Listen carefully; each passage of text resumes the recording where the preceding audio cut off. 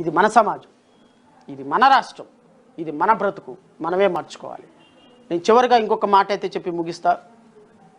Doctor BR Ambedkar గారు విగ్రహాలు కోరుకోలే. ఆయన విగ్రహారాధనకి ఆయన వ్యతిరేకం.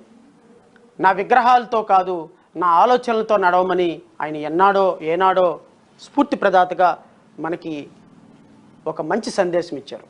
ఈరోజు రాజకీయ పార్టీల దగ్గరికి వెళ్ళి రాజకీయ పార్టీల ఎజెండాలు మోసేటువంటి వ్యక్తిగా శ్రవణ్ కుమార్ చరిత్రలో మిగలదలుచుకోవాలి. రాజ్యాంగ స్ఫూర్తితోటి, బాబాసాహెబ్ అంబేద్కర్ స్ఫూర్తితోటి నేను చాలా సందర్భాల్లో నేను మీతో పంచుకున్నా.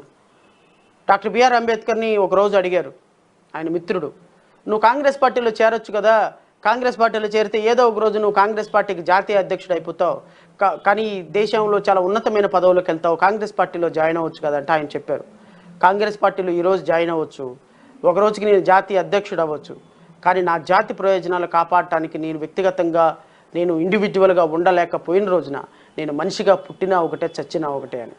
ఆ స్ఫూర్తి నాలో నిజంగా చాలా స్ఫూర్తి నింపింది.